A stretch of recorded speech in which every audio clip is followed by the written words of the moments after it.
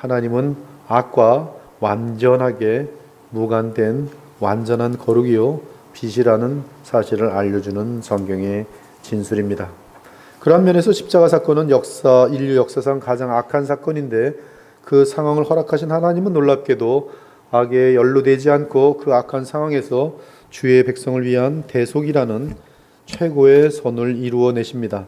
이러한 관점을 놓치면 본문을 해석하는 것은 그리 쉽지 않습니다.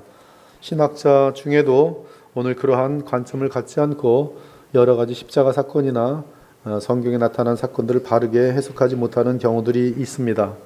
그런 잘못된 해석의 틀 때문에 수많은 종교들과 자유주의 신학자들이 대속을 믿지 않으며 나아가 완전하게 선하신 예수께서 십자가에 달려 죽을 수 없다고 주장하게 되는 것입니다. 하나님의 주권이 있는데 주권 속에서 사탄은 자기의 자발적인 악한 의도를 갖고 있지만 그 악 속에서 하나님은 선한 역사를 이끌어내시는 것이 너무나 신비한 하나님의 깊은 지혜.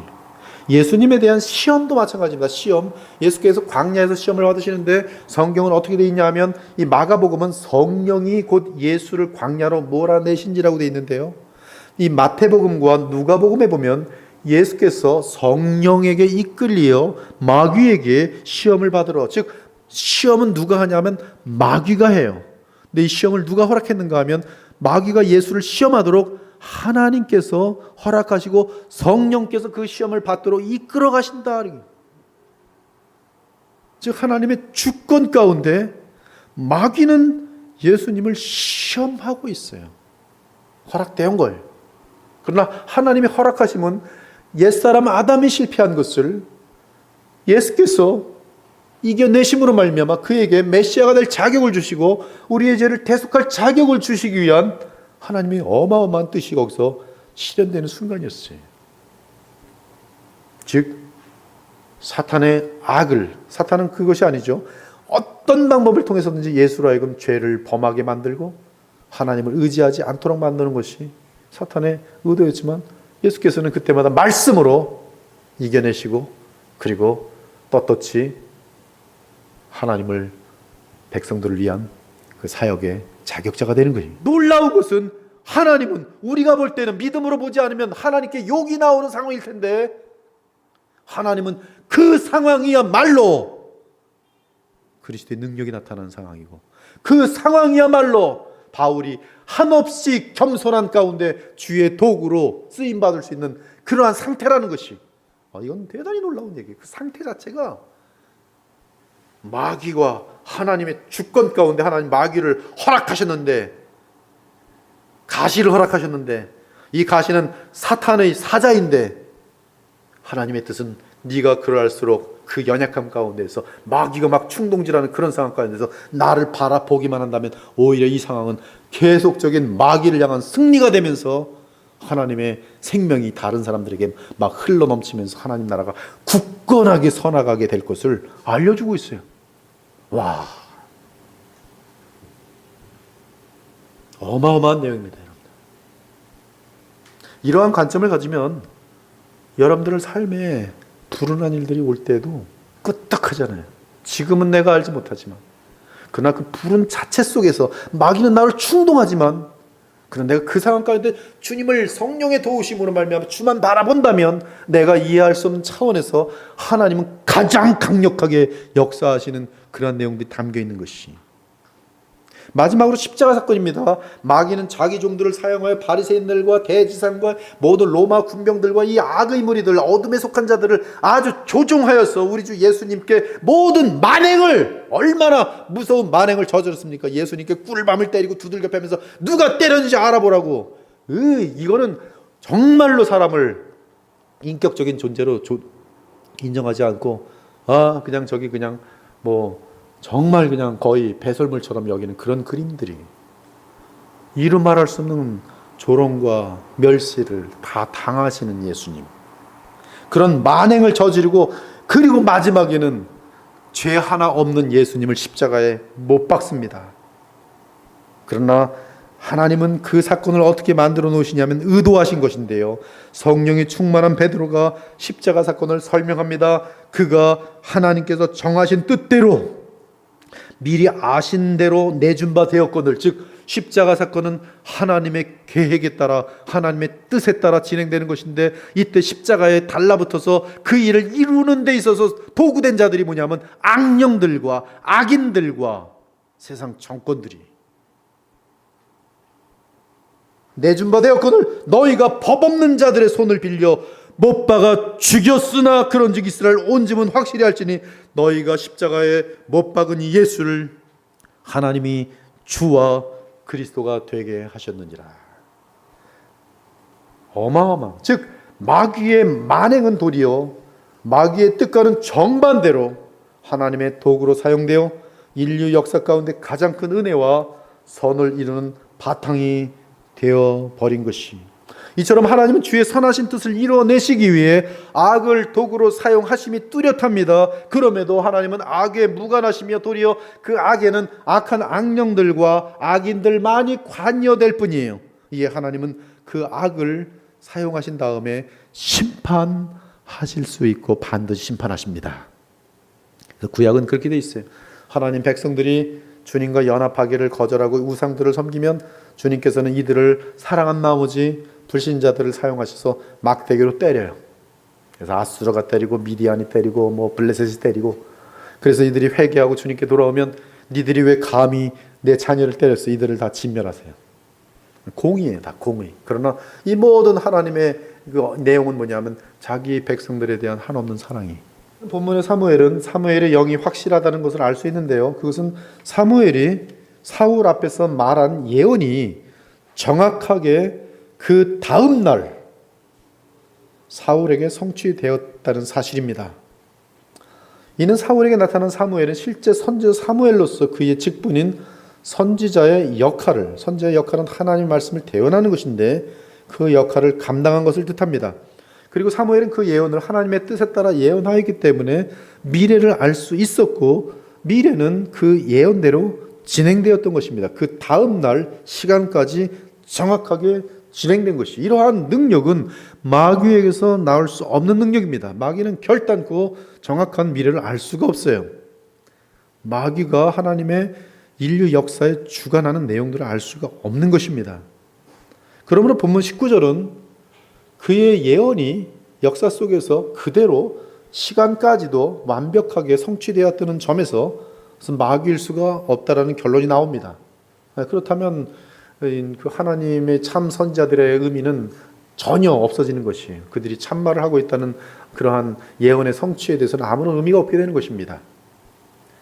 사무엘상 28장 19절에 보면 이 사무엘의 영이, 즉 사무엘이 여호와께서 이스라엘 너와 함께 블레셋 사람들의 손에 넘기시리니 내일 너와 네 아들들이 나와 함께 있으리라. 여호와께서 또 이스라엘 군대를 블레셋 사람들의 손에 넘기시리라. 즉 내일 너는 죽음의 세계로 들어올 것이다 분명히 말씀하고 있습니다. 프로페셔널리 무당이니까.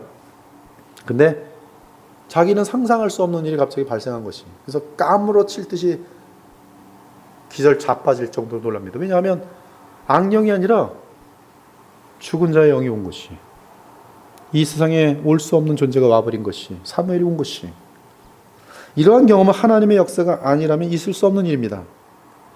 한편 무당은 사무엘이 나타날 때 악령이 아닌 하나님의 선지자의 영혼이기에 그것을 신이라고 표현했어요. 지금 이제 무당할 때 막 악령이 나타나는 것들이 이게 또 악령이 나타났구나 하면서 막 그걸 하는데, 지금 이 사무엘이 등장할 때는 그 영을 보는데요.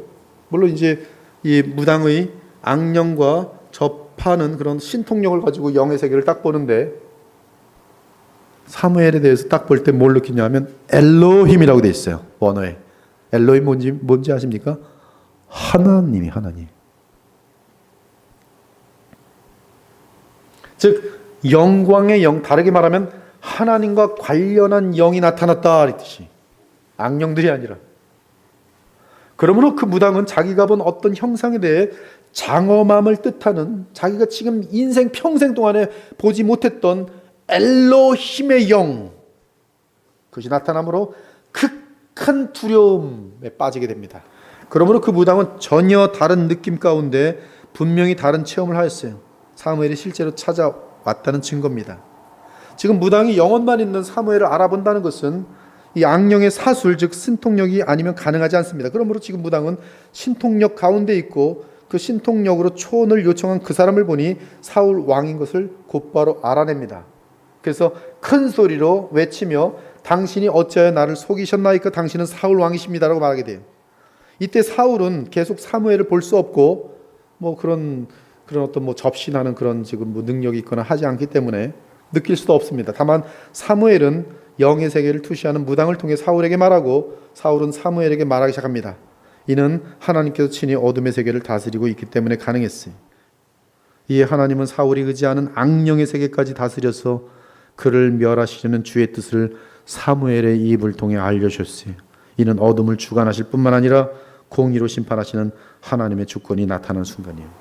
사랑하는 여러분, 사울은 우리의 옛사람입니다. 거듭나지 않은 종교인입니다. 그는 우리가 하나님을 믿지 않고 세운 우리의 왕입니다. 하지만 옛사람의 삶의 끝은 어둠이며 지옥입니다. 그러나 하나님은 우리를 위해 새 사람을 이렇게 세우셨습니다. 그분은 바로 우리 주 예수 그리스도입니다. 그리고 누구든지 주 예수 그리스도를 마음에 영접하고 믿고 의지하는 자는 새 생명을 얻게 되어 예수님처럼 새 사람이 됩니다. 우리는 본문에서 사울 왕의 끝을 보면서 우리가 옛사람을 따라 죄에게 종노릇할 때 그 끝이 어떤 것인지를 분명하게 보게 됩니다. 그러나 주 하나님께서 우리에게 은혜로 보내신 예수님의 끝을 보면서 우리는 믿음으로 새 사람을 따라 성령의 인도하심을 받기를 원하게 됩니다. 즉 우리는 부활하신 그리스도 예수님의 영원한 영광을 보며 더욱 믿음을 따라 살고자 도전을 받게 되는 것이, 사랑하는 여러분, 우리 주 예수 그리스도의 십자가의 달림과 그분의 부활은 최고 강하고 높은 모든 악령들 그리고 악령들의 왕 사탄을 완전하게 패배시킨 가장 뚜렷한 증거입니다. 그 증거는 부활과 우리 주 예수 그리스도의 왕되심과 만유의 주되심이 우리를 거스르고 불리하게 하는 법조문으로 쓴 증서를